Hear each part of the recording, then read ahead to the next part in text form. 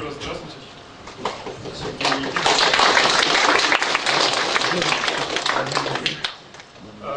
Сразу скажу, что на самом деле самый главный докладчик сегодня не Сергей, несмотря на то, что я первым начал говорить. Я буду помогать, у меня есть тоже некоторый опыт, поэтому мы можем периодически друг друга перебивать. Это не значит, что мы друг друга ненавидим, это значит, что у нас небольшая будет синхронизация. Но это, я думаю, на пользу только пойдет, более живо. Мы не репетировали до этого, да, и вместе не выступали, поэтому если видеть, что вы лица делаем, это здорово. Но вообще, когда ты все задумалась, мы сначала компанию Яндекс хотим поблагодарить за поддержку. Во-первых, они нас сюда всех пустили, да, технически нас поддерживают и все это делают бескорыстно для продвижения agile движения в России. Поэтому, думаю, мы их сразу говорим.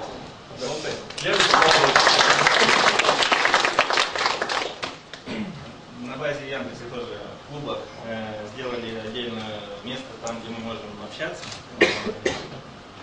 Пожалуйста, заходите, начинайте. Я уже там и жду вас. Про хэштег сказали. Собственно говоря, начнем знакомиться. Меня не видно. Я Сергей Дмитриев. Начинал свой путь, так сказать, в мире вообще программирования в Мурманском институте педагогическом, на кафедре физма. Потом после этого... Меня слышно хорошо сзади?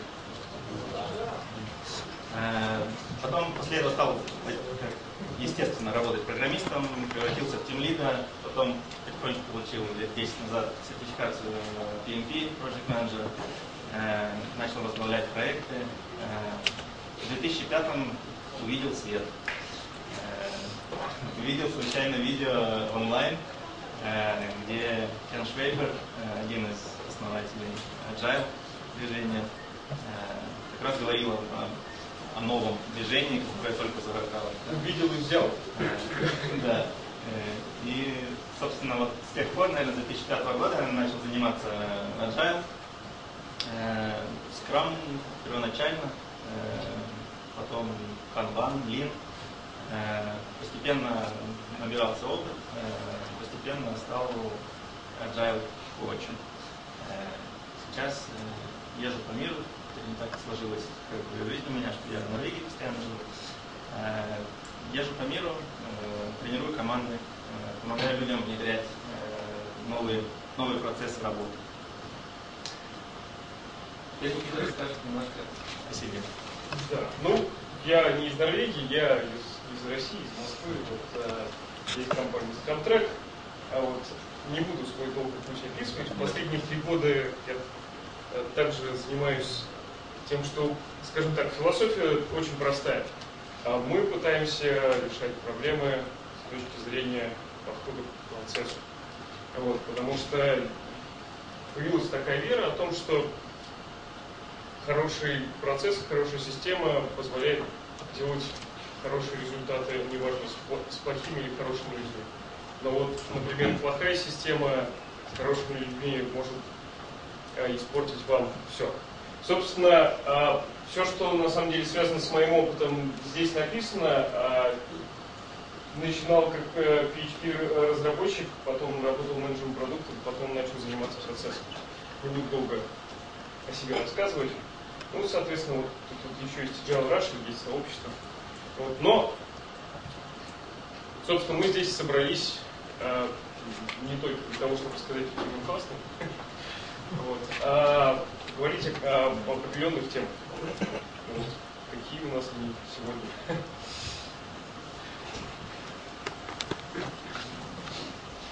Аджика и с чем ее едят? Понятно, что хотим мы поговорить, собственно, об Agile и с чем ее едят. Сейчас мы представили вам нас, теперь мы хотим немножко побольше узнать о вас. Потому что, чтобы немножко посмотреть, в какую сторону нам с нашей презентацией рулить, небольшой опросик хотим устроить сейчас. Поднимите руки, пожалуйста, те, кто, сейчас мы попробуем, кто сколько вообще об agile слышал, не слышал, да, знает, не знает, и сколько опыта мы имеем. То есть поднимите руки, кто либо ничего не знает, либо про ему прослышал, еще не пробовал. Меняется вся концепция. И, собственно говоря, ну кто там, от 2 до 3 уже пробовал, уже что-то делает. Есть кто-то, кто до сих пор руки не поднял? Это больше 3? Что-то среднее. Что-то среднее, понятно. Хорошо. Значит, будем стараться более об общих вещах говорить. А давайте еще послушаем, кто есть кто по ролям.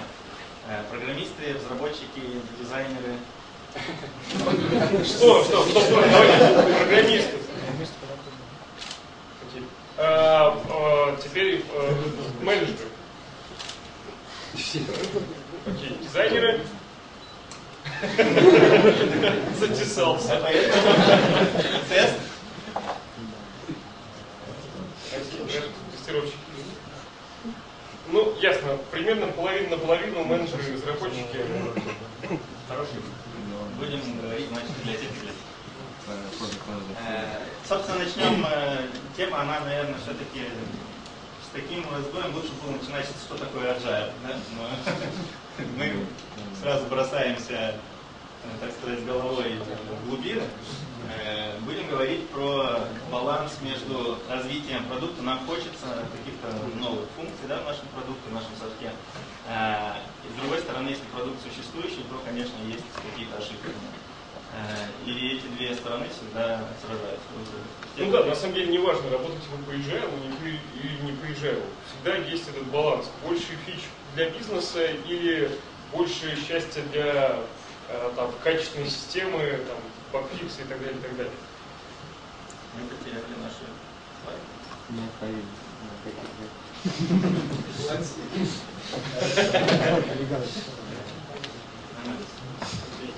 Может быть, все-таки изначально просто введем, как as is, что же такое agile?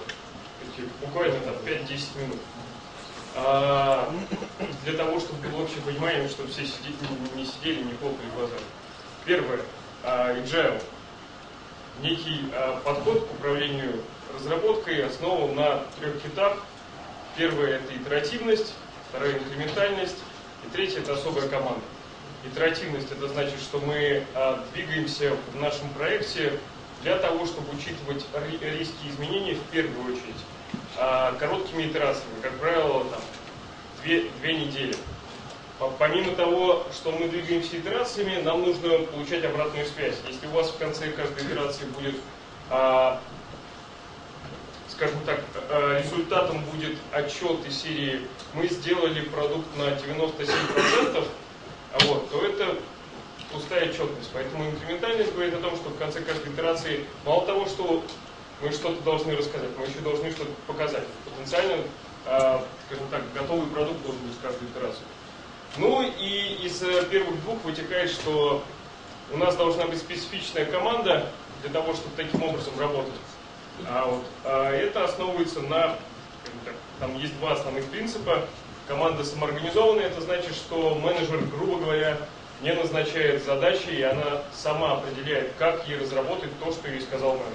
И второе, кроссфункциональное, это значит, что мы стараемся, помогать друг другу, с точки зрения технологий, должны как-то пересекаться, то есть мы не по грядке работаем.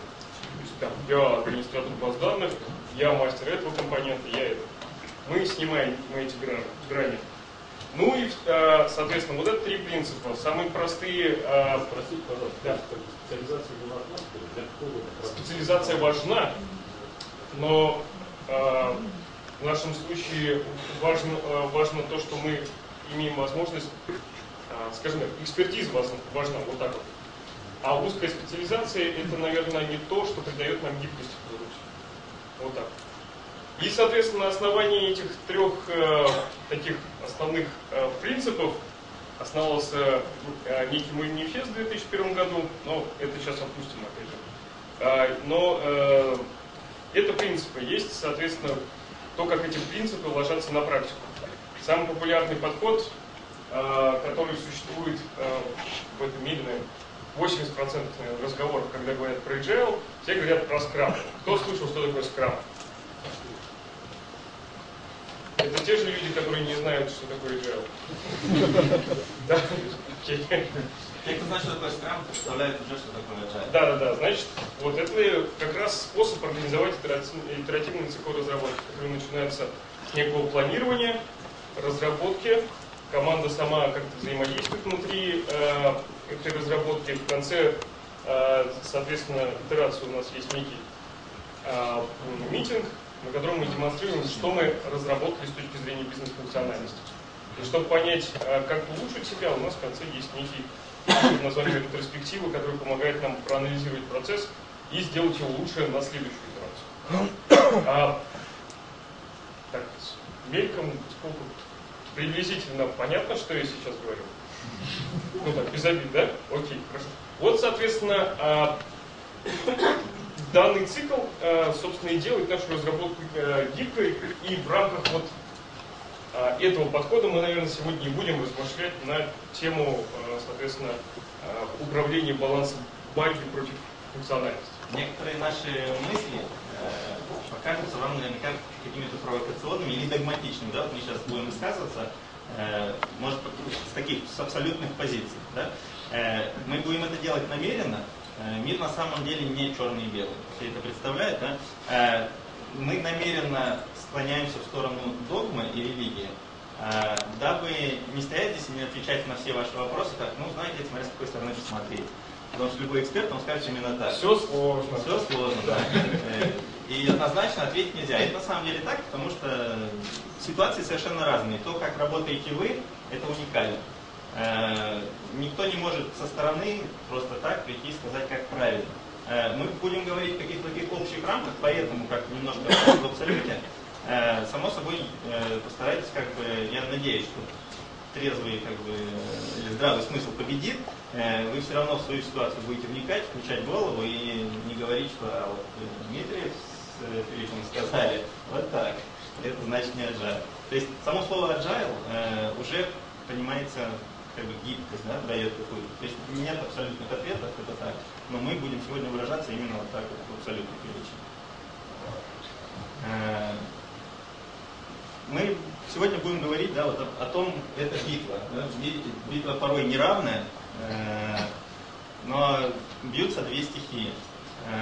С одной стороны, всегда будут пользователи, если у вас продукт существующий, рабочий, или это онлайн, оно уже там, либо это софт, который инсталлирован в десктопное приложение. Если оно запущено реально, то есть всегда пользователи, которые чем-то, есть ошибки в софте, пользователи плачут, говорят, что если вы нам это не доделаете, мы от вас уйдем, перебежим к конкурентам. Давление от них всегда ощущается в компании. С другой стороны, само собой, есть отдел маркетинга и отдел продаж. Они всегда заинтересованы сделать, когда же мы сделаем что-нибудь новенькое, когда мы выпустим следующую версию, когда мы начнем апгрейд. И эта битва никогда не закончится. Эта битва везде, она же и в Agile существует. В Agile, ну, если взять Scrum, к примеру, да, то есть две роли, Scrum Master и Product Owner. Эти две роли, они именно вот такие же конфликтующие роли. С одной стороны, Scrum Master пытается защитить команду, с другой стороны, Product Owner пытается получить от команды как можно больше для бизнеса. Опять же, конфликт интересов.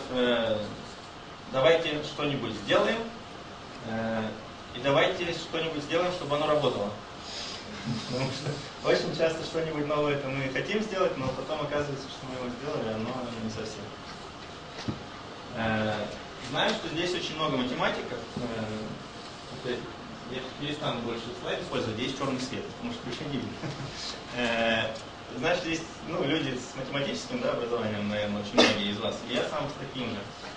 Знаю, что очень хочется формулу услышать какую-то. Да? 20% баг-фикс, 80% новая разработка. Мы вас разочаруем сразу. Формулы никакой нет. Формулы нет, быть не может. Ситуации ваши все уникальны. И этот баланс надо вам будет находить самим. Дыбы, хлопаем, и ложки нет. Если нет формулы, то что же есть?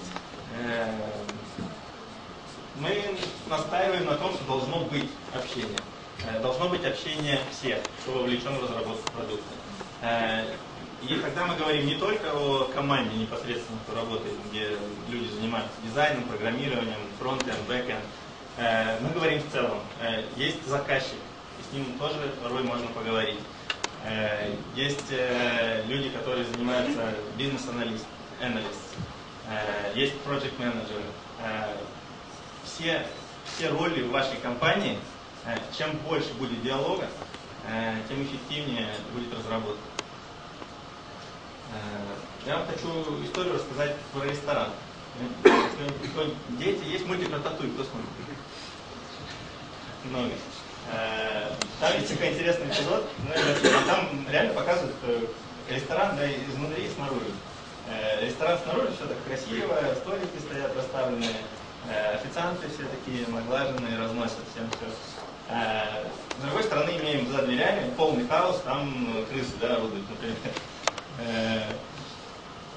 Очень часто это повторяется и у нас, да, в мире разработки программного обеспечения. Очень часто мы с кухни со своей не выносим мусор, у нас там порой полный хаос, снаружи все должно выглядеть прилично. Призываю всех рушить стены между суппортом, если у вас есть отдельный отдел суппорта, и разработкой. Потому что, по сути, люди занимаются одним и тем же программным продуктом. По сути, у меня на практике есть в одной из компаний, где я работал начальником отдела разработки.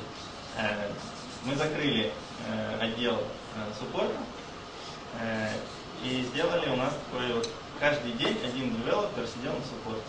И это вот крутилось. Меня сейчас все помидорами, наверное, начнут кидать. Никому не понравилось изначально.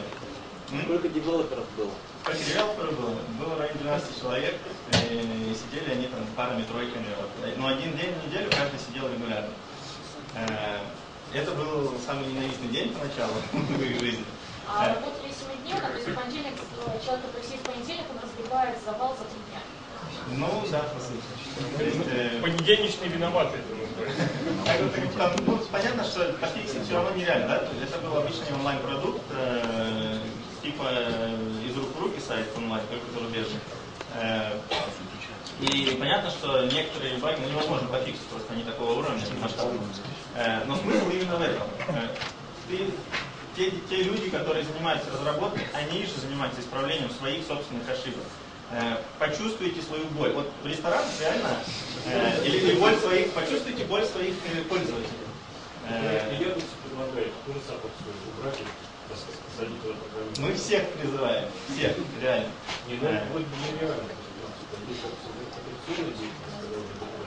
Нет, мы не говорим про first line support. Мы не говорим о том, что да, здравствуйте, Татьяна, там, какие у вас проблемы. Мы говорим о том, что саппорт это то, что про поддержку багов, которые же вы сделали. Зачастую есть компании, в которых единственный способ продлить, скажем так, жизнь команды с новой разработкой, это создать отдельную команду из каких-нибудь простеньких разработчиков, которые будут багфиксом заниматься, потому что одним либо не хватает времени на это, либо не царское это дело, новую функциональность. Мы про это говорим, о том, что не должно быть этих команд. Ты испачкал посуду, ты ее и помоешь. Примерно как это хороший мотиватор, и хороший ресторан, на самом деле, шеф-повар частенько официантами выступает. А есть какое-то соотношение? Один разработчик там на миллион пользователей, соответственно, есть формула.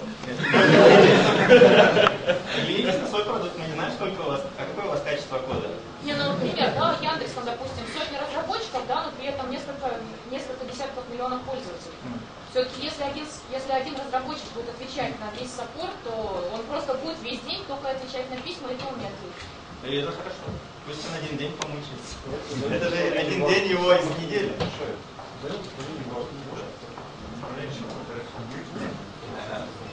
Едем дальше. Это насчет, опять ресторан, да, тема ресторана, продолжаем. поговорите со своими пользователями. И я не зря картинку использовал именно такую, да, где двое людей, очевидно, влюбленных. Полюбите своих пользователей. Почувствуйте их боль, я уже сказал, да? Они мучаются с вашим софтом, но тем не менее, они еще до сих пор с вами. И за это, я считаю, они достойны, да, вашей любви обратной. Поэтому, само собой, как бы сделайте, услышьте их, они почему-то хотят, они хотят с вами говорить, да, и много что им есть вам рассказать. Учитесь у них. Кто знает вот такую игру? Смысл игры в чем? Снимать по такой палочке, чтобы все это не упало. Мне очень аналогия понравилась в плане снимать. На сегодняшний день у нас все мы маркетинг, продажи, мы все думаем, как же сделать больше. Как можно больше. Давайте сделаем больше функций, давайте сделаем наш софт еще сложнее, и пользователям это не понравится. У меня есть радикальная такая мысль, а что будет, если мы начнем делать на одну функцию меньше? Мы начнем снимать. Да, потому что, собственно, много функциональности не всегда говорит нам, что мы больше пользы приносим. Много функциональности значит, что это много кода. А много кода это что значит? Много багов. Много багов, да. Ни больше, ни меньше. Поэтому единственный шанс писать классный софт, это писать меньше кода, на самом деле. Ну, это уже, да, если уж так уж смотреть, да, предельно бесконечность. Минимум строк и максимум функциональности.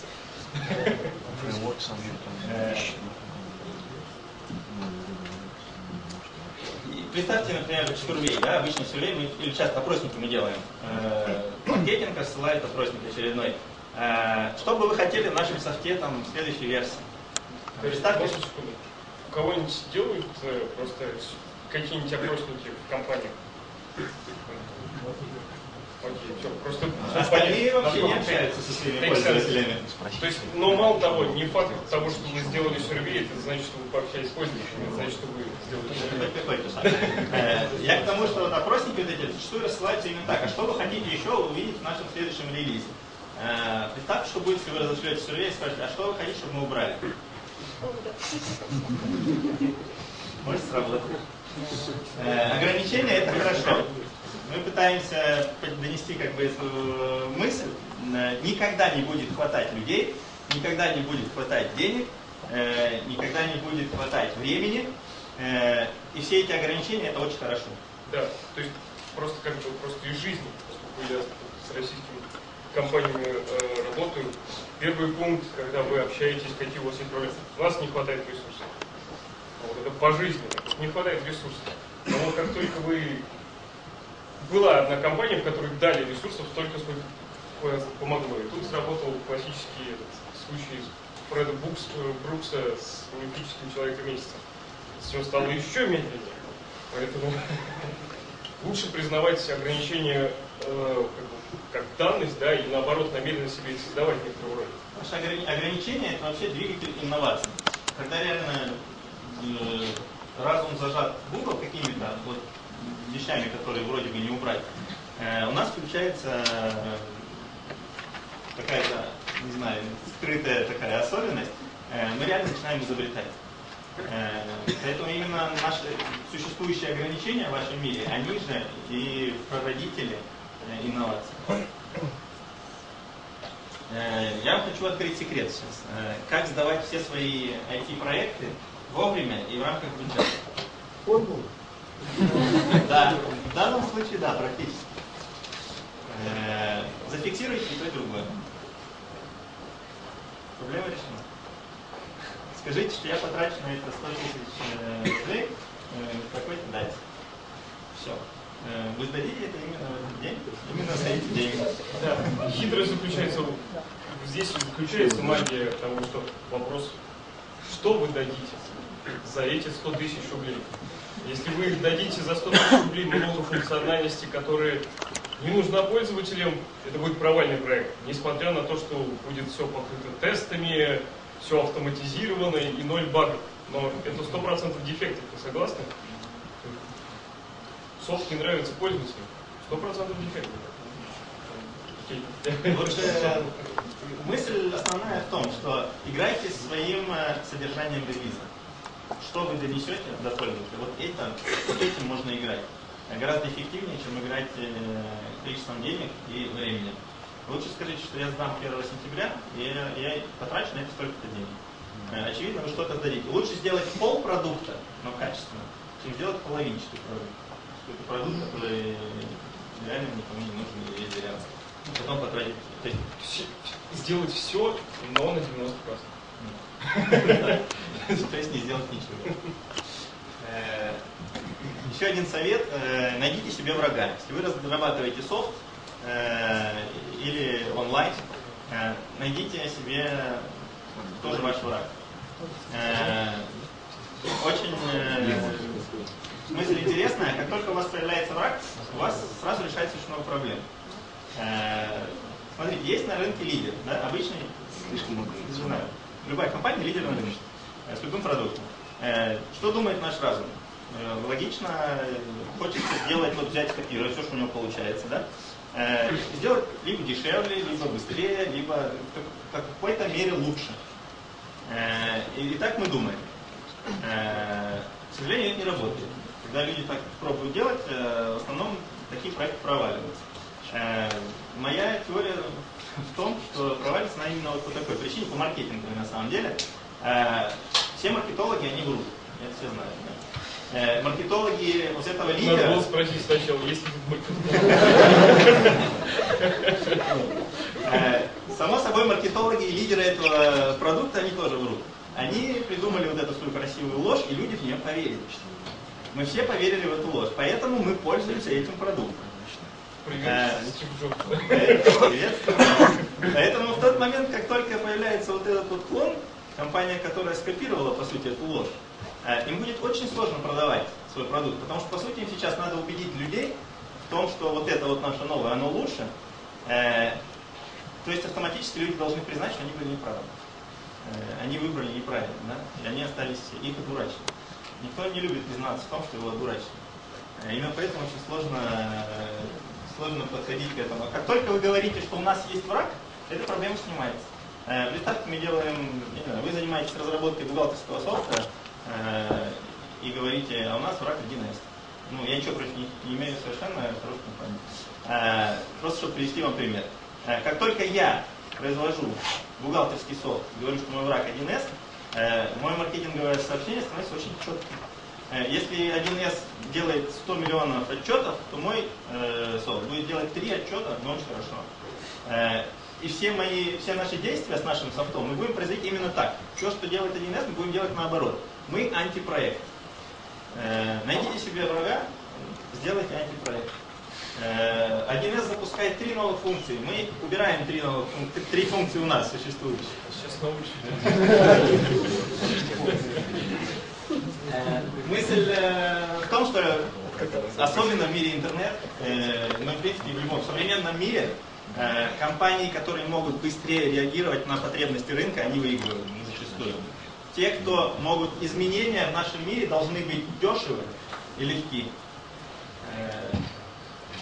Если мы можем быстро реагировать на пользователи что-то хотят, мы можем это запустить через 2 недели. Именно эта гибкость, именно то, что time to market, да, называется на американском или хорошим русским словом, именно это важно для нас. Мы набираем массу, если в нашей компании много политики, набираем массу, если у нас длительные релизы, набираем массу, если у нас больше людей. Попробуйте пойти в другую сторону, станьте легче своей компании.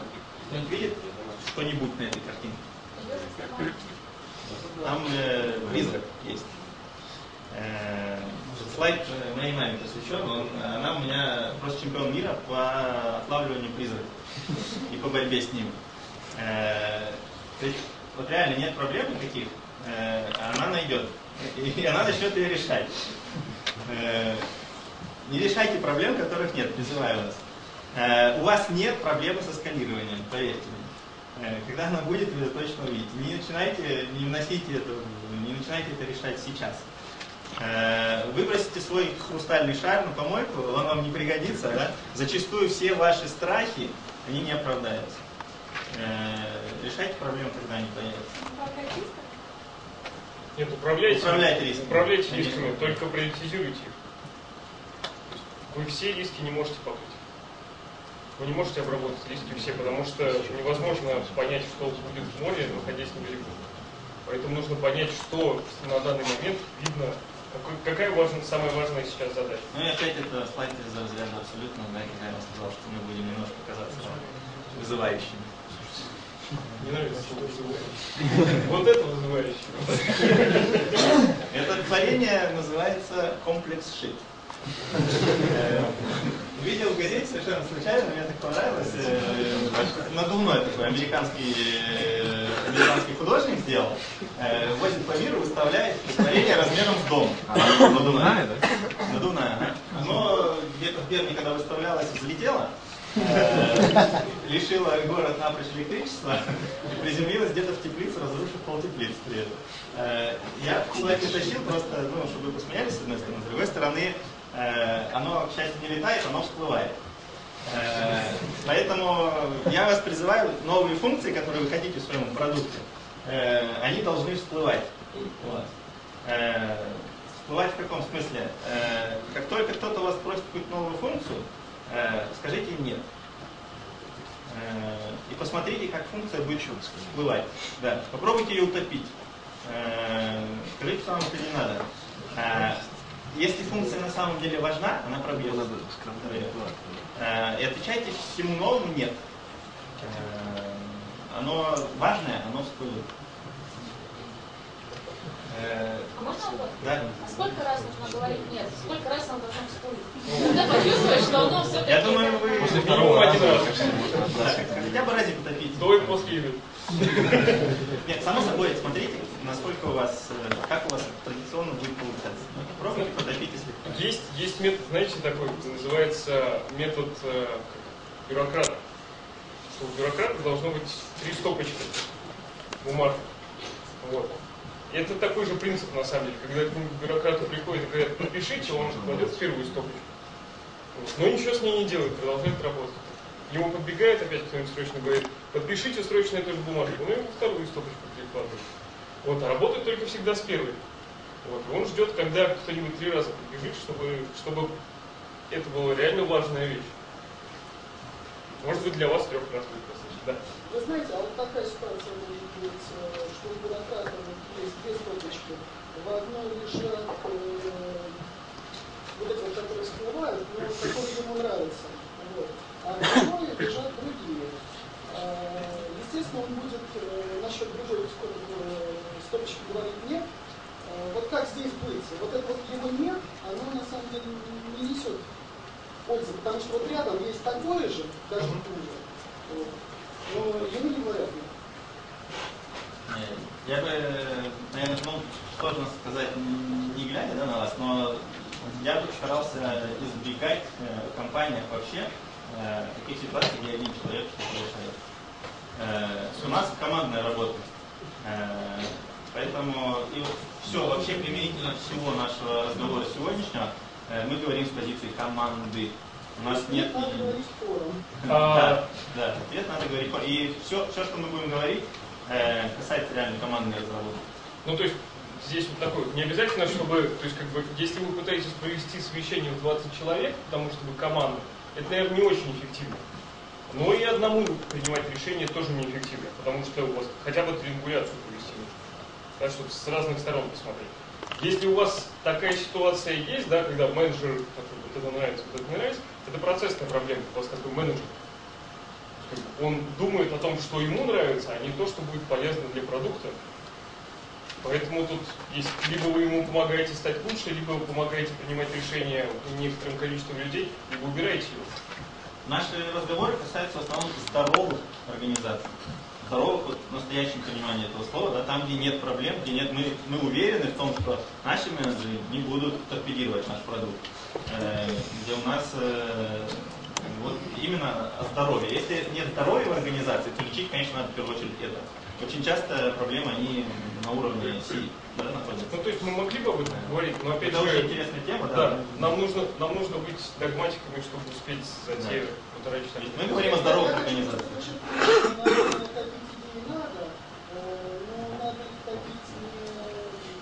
Не для того, чтобы ваша школа, так вот просто по определению, чтобы Конечно, да, конечно, именно в этом смысле мы...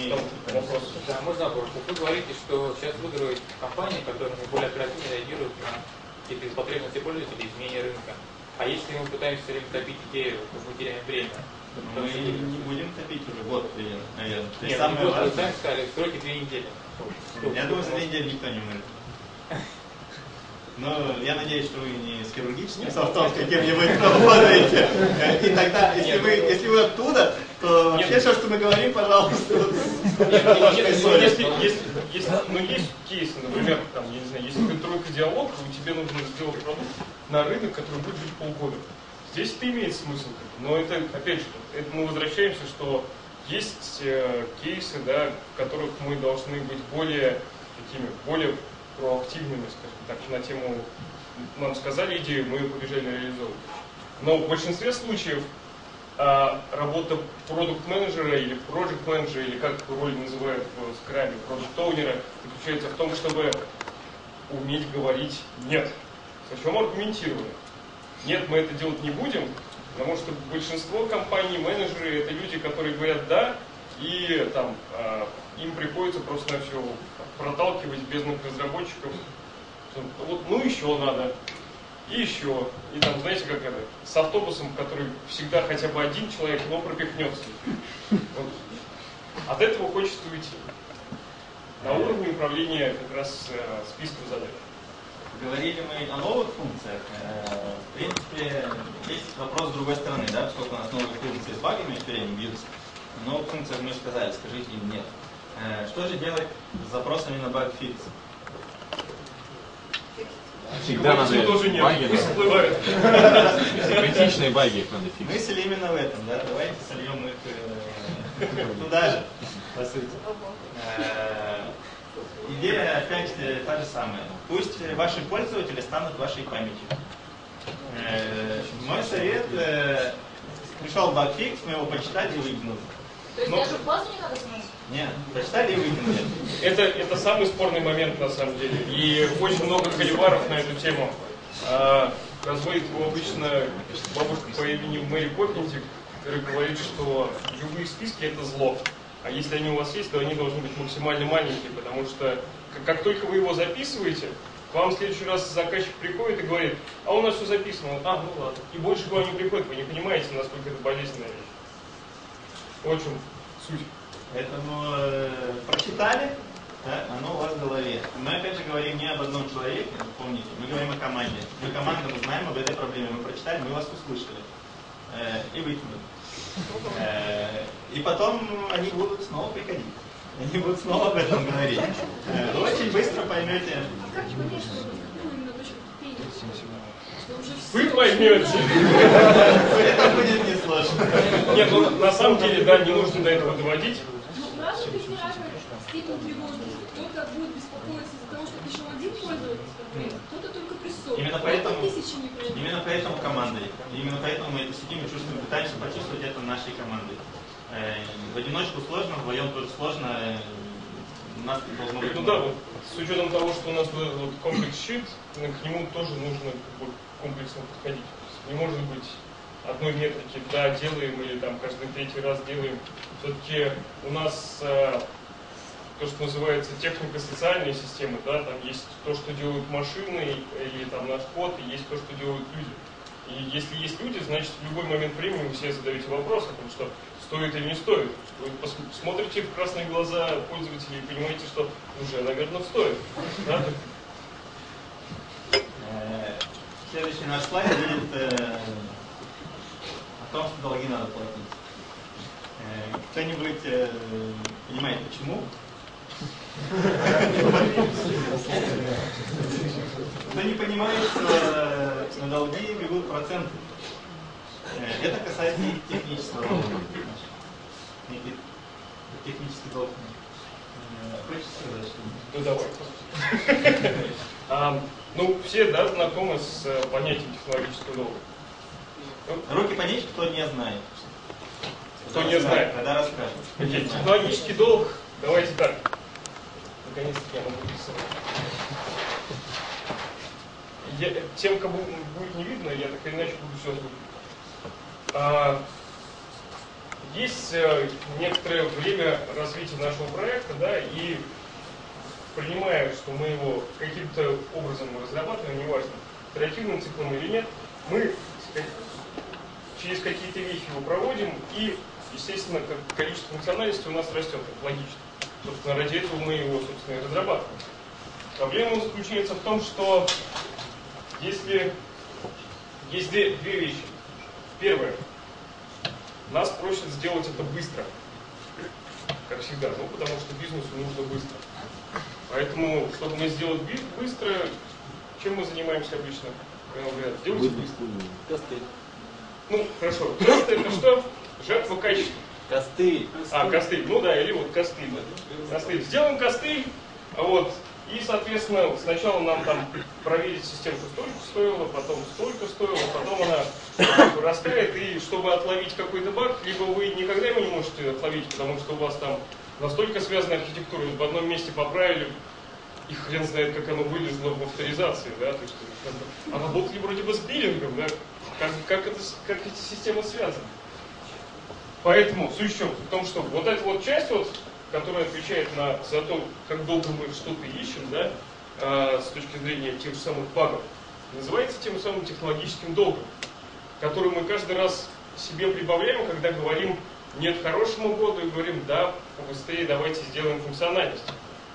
Но вот, собственно, под стать этому слайду долги нужно платить, иначе будет ситуация, когда там, ваша скорость разработки она будет равна там, простой прямой в том плане, что вы не сможете никогда никуда пойти, она не меняется, она равна нулю.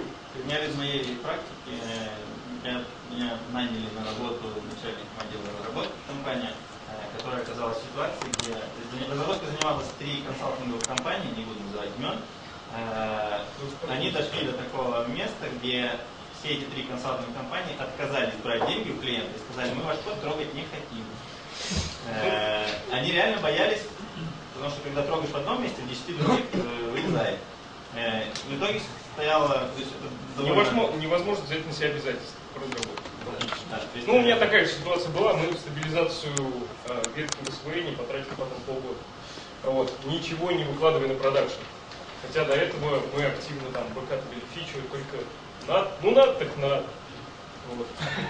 Суть в чем? Суть в том, что для этого нам нужно понять, проблема в чем, да? Все понимают, что ставят костыли.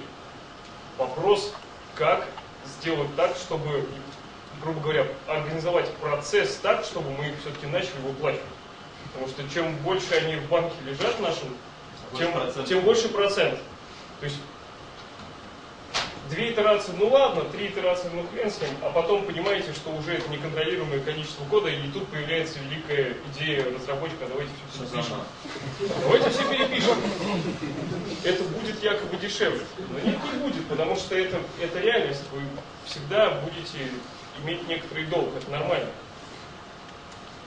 Я не знаю, что у тебя там дальше слайд. Дальше слайд. Станьте фокусниками. Станьте фокусниками в том плане, что попробуйте подменить ваши проблемы. То есть решить вашим пользователям 80% их проблемы за 20% ваших стараний. Это супер победа. И как бы попытайтесь не биться до красных соплей для того, чтобы мы хотим это, чтобы оно было идеальным. Вот эти вот последние 20% вам будут стоить эти 80% ваших усилий. Зачастую сложную проблему можно переформулировать в более простую для решения, и пользователи уже будут довольны, или, по крайней мере, большой процент ваших пользователей уже будут довольны. У нас там будет обсуждение о том, как управлять технологическим долгом? Или это мы тут у нас? Это мы, наверное, расскажем следующее. Сейчас у нас уже по времени перерывчик плавно подходит. Или мы, наверное, давайте 5 минут делаем перерыв просто. остановимся. То есть 5 минут не хватит для того, чтобы всем выйти и зайти. 10? 10. Сделаем на 60-минутный перерыв. В следующей половинке, да, мы поговорим о том, о чем не договорили сейчас. И основная тема будет, попробуем вам представить кое-какие практические вещи, как можно, собственно, расставлять приоритеты. Ну да, перестанем вот. Принципиально интересны, конечно, эти вещи. В принципе, это правильно, потому что они заставляют вас думать над вашими проблемами. Но вот есть вот такой волшебный модальчик у Сережи, который он предоставит. Никита с вами тоже поделится. 10 минут перерыв. Все, спасибо. Какой у нас там слайд? Да, про выплату долгов. О том, как это в жизни обычно организуется. Вот у нас есть базовое понятие продукт бэклог. Это список всей функциональности в системе, которые нам нужно разработать по нашему продукту. Он сприоритизирован, как правило, оценен, и там есть некий формат, сценарный формат требований под названием user story. То есть это некий сценарий, который мы с точки зрения бизнеса должны выполнить. Возвращаемся в контекст. Прошу прощения, где его можно вот открыть, потому что вентиляция не справляется, нужно достаточно. Яндекс этого не хочет. Сережа. Окей. Суть в том, что нам нужно выставить некоторые правила, по которым мы будем учитывать, когда нам разрабатывать функциональность, а когда, грубо говоря, фиксить баги. Это выполняется с помощью артефакта, то есть вводится артефакт под названием backlog технического долга, либо вот есть по-английски technical debt backlog. Что в него входит? Реинжиниринг,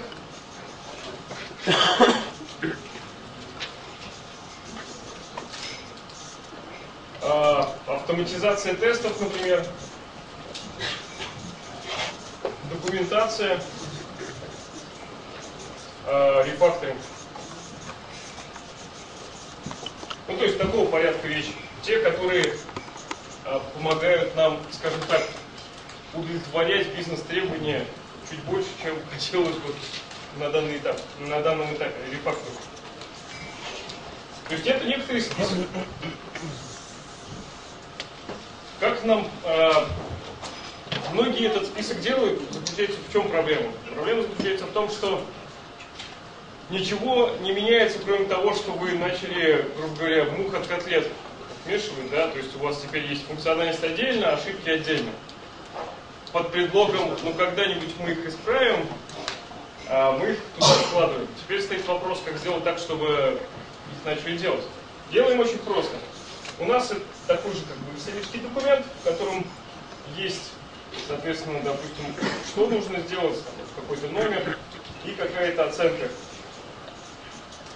Оценку приводим в таких значениях, которые называются technical debt points. Очки технологического долга. В чем суть? При том, что мы их берем и квотируем. Например, там 50 technical debt points. Все вы накидываете каждый раз, когда вам говорят сделать срочно, вы говорите, но нам нужно тогда будет потом это переделать. Вы тут, да, конечно. Сейчас только сделайте, пожалуйста, функциональность. Все что угодно. Вы хорошо и записываете там, раз задачка у нас появилась там. Так, она на 8 этих technical debt points. Хорошо, и так это наполняется, и когда-то квота заканчивается. И это для вас сигнал. Все, теперь нужно что-то вытащить. Что еще хорошо в этом случае, я обычно делаю график того, как добавляются очки с точки зрения функциональности системы, сколько мы по функциональности сделали. Вот. И, соответственно, какое-то количество очков, вот эта вот квота, которая у нас, соответственно, она либо как-то растет, либо сжигается. Они где-то пересекаются, значит, это у нас точка X, где мы должны бежать или факторить. Это достаточно прозрачная такая вот метрика получается. Это один вот из способов. А оценка вот этих поинтов, ничему соответствует? Это то есть серьезность риска или это трудоемкость? Трудоемкость. Ну, давайте так. То есть, как правило, трудоемкость. Насколько тяжело для нас там это переработать. А с точки зрения рисков вы приоритизируете этот бэклог. Наверх выползают те вещи, которые, если сейчас не пофиксим в первую очередь, то жизни не будет. Вот. Это один из способов. Да. Про график еще раз уточните, я не понял. Что куда? Давайте так. Что? Итак, есть такой график. У нас, скажем, есть продукт бэклог, он также оценен в некоторых вот этих вот условных оценках сложности. Попугай, грубо говоря. У меня на самом деле на практике есть команды, которые оценивают одни в бананах, одни в сырных тортиках, одни в помидорах. То есть это их единица оценки. Не важно, логарифмическая линейка хоть измеряйте, без разницы. А команда должна согласоваться между собой? Нет. Но смотря как, если все команды работают над одним продуктом, конечно, из одного бэклога, то, конечно, это все будет синхронизировано. Да. А если они продукты независимые, то могут ими оперировать и не хотят. Соответственно, у нас как-то от итерации к итерации мы разрабатываем какую-то полезную функциональность. Соответственно, от нуля у нас как-то оно развивается. На одну итерацию прошли, там, я не знаю, там, сделали 20 попугаев. Вот. Следующую итерацию прошли, 20 попугаев. Соответственно, уже 40 попугаев. И так она как-то растет. И вместе с этим у нас есть понятие технологического долга. Где-то оно изначально у нас стартовало в этих вот technical dead points на 20. И у нас есть какая-то зависимость. Мы выросли, доставили на боевой сервер какую-то функциональность. Ура! Но почему-то с этим выросла и, соответственно, у нас эта штука. Если эта вещь начинает больше расти, да, то это для нас симптом. Потому что мы больше делаем багов, мы делаем кривой код. Все-таки, как вы нормируете? Нормируете чего? Это... Что значит нормировать? Договаривается. Бизнес обычно договаривается с разработкой. Допустим, на каждой операции вы реализуете свою фичу. Да? Вот как сравниваете сложность фич, допустим, именно трудоемкость? Да. То есть попугай это трудоемкость. И причем трудоемкость, она по отношению к фич друг к другу. Мы не начинаем сравнивать в часах, да, мы это все забываем. Команда сидит и реально просто смотрит на все, что хотят сделать. Реально ищут, что у нас тут самое маленькое. Ну, ребята, давайте одним попугаем назовем, давайте. Планы на квартал, грубо говоря. Да. А потом все остальное сравнивается просто с этими единицами. Смотрят, это вот логин, он оценен в единичку, да, не попугай. А насколько сложнее сделать, я не знаю, какой-нибудь график, да, его 3 раза сложнее, значит 3 попугая. И вот так вот оценка происходит, она получается все по отношению друг к другу. Ну, это уже мир планирования релизов. Ну вот, как раз вот один из таких вот практических подходов, как это контролировать. Есть другие подходы, вы просто для себя принимаете правила. Раз в итерацию вы набираете там 9 функциональных задач и 1 техническую задачу. Соответственно, таким образом отгружаете, обеспечиваете, что вы работаете над качеством системы. Но это вас, опять же, не спасает, может не спасать. Вы можете ломать систему быстрее, чем ее чинить. И, собственно, этот график тоже в этом случае показывает, как это происходит. Что у нас там дальше? Что-то более практическое? Отчасти вопрос впервые поступил, мы, конечно, расскажем. Кто-то подошел и сказал, как-то вот это, или это где-то писали даже в обсуждениях онлайн, что вроде говорят как-то вот, ну не солидно, да, пользователям говорить, что мы делать ничего не будем, вроде. Мы не имеем в виду не отвечать, да? Ответьте обязательно. Пользователям надо отвечать всегда, делать это первым приоритетом у себя. Люди должны слышать, что вы их услышали. То, что мы хотели донести до вас, это, конечно, что нет, это тоже ответ. Нет, мы не сделаем, извините, потому что, ну, то, то, что вы просите, это только вас затрагивает, грубо говоря, а у нас есть там 15 функций, которые затрагивают 10 тысяч человек. Люди это поймут, если мы будем с ними открытыми. Ну, даже если не поймут, так честнее. Так честнее, да. То есть будьте честными, мы за открытость, за честность. Конечно, не надо говорить людям одно, делать другое. Да, мы пофиксим. И смыли. Так говорить не надо. Все равно лучше своей емкости не сделаете. Хотелось бы еще поговорить об мотивации, да, как о, собственно, счастливые разработчики, они мотивированы, да? И как бы следить за тем, что у вас мотивированные люди в команде, очень надо. Касается это всего что угодно, причем мотивация, она вещь вообще локальная.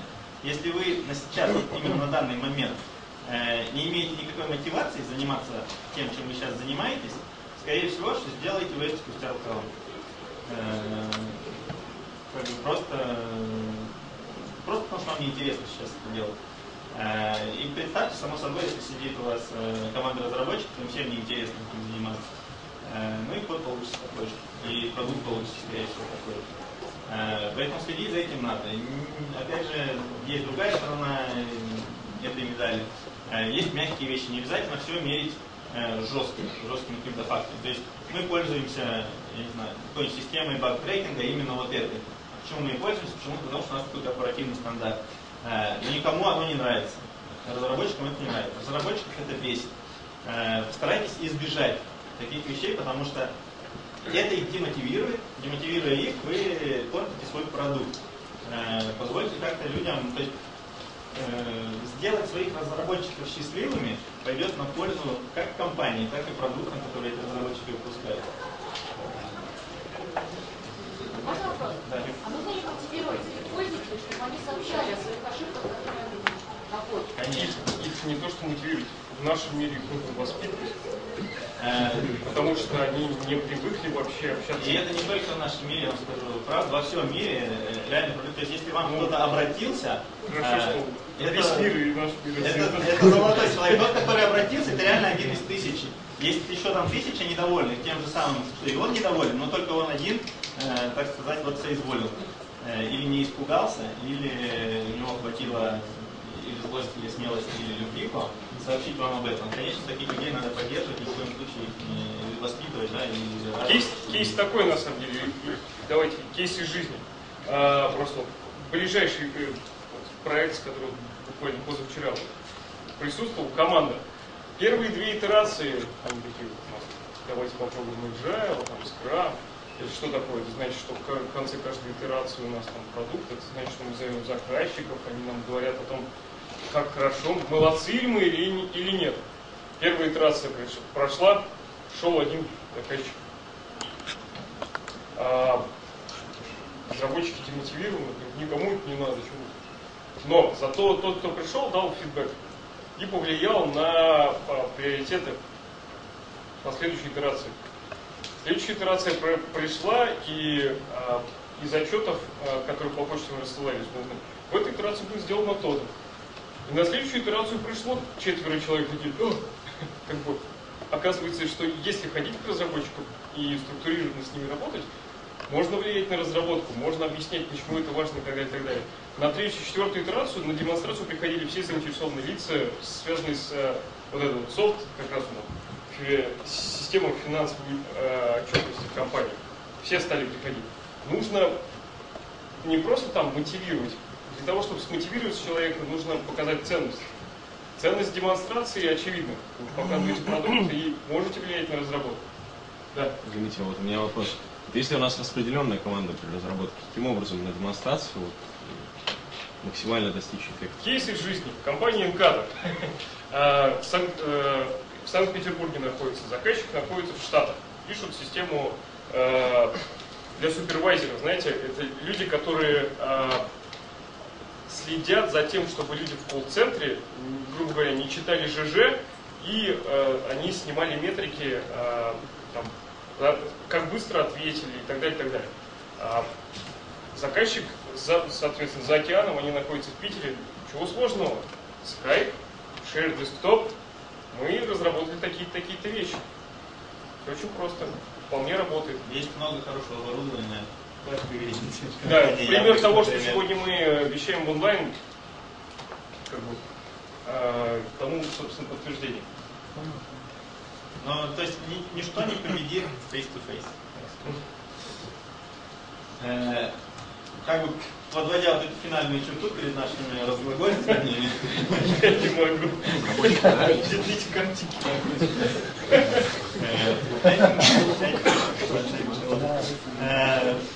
Как бы, подводя эти все черты, да, хочется сказать вот об этой вот двойственности магии против новых функционалов. Сделайте это командным решением. Это, наверное, если это одну какую-то мысль мы хотели до вас донести, то, наверное, это. Давайте думать вместе. Только ваша компания, она уникальна. Ваш продукт, он уникальный. Никто со стороны не может дать вам формулу. Ее вы должны вывести сами. Для вашего конкретного продукта будет какой-то конкретный расклад. Вы сами его найдете, если будете уделять этому внимание. Но где-то вы найдете этот баланс, и найти его можно только работая в команде. Понятно, что один человек это не сделает. Давай переходить к... Перейдем к более практическим вещам. От вот этого философского буста. Кстати, там в комиках народ написал насчет, что очень много то, что мы говорим, очень похоже на книжку «Реворк» Джейсона Фрая. Я еще «Реворк» не читал, он у меня на полочке стоит, но я очень рад, что он у нас сходится. Джейсона Фрая... Я рад, что он учел наш опыт. Его встречал, читал его первую книгу, очень много там этих идей есть. На самом деле, никто из нас не утверждает, что мы нашли какую-то абсолютную истину. Да? Эти мысли, они есть у всего мира. Ничего уникального здесь мы сегодня вам не сказали. Это может быть новое для вас, но эти знания, они доступны, они есть, ими люди уже пользуются. Это, так сказать, best practices. Да? Это то, что наработано, то, что проверено, оно работает. Поэтому это не просто Дмитрий стоит здесь и вещает. Мы вам хотели показать более какие-то практичные вещи, которые, не знаю, насколько интересно окажется аудитории, которая настолько свежа в плане agile, но посмотрите сами и решите сами.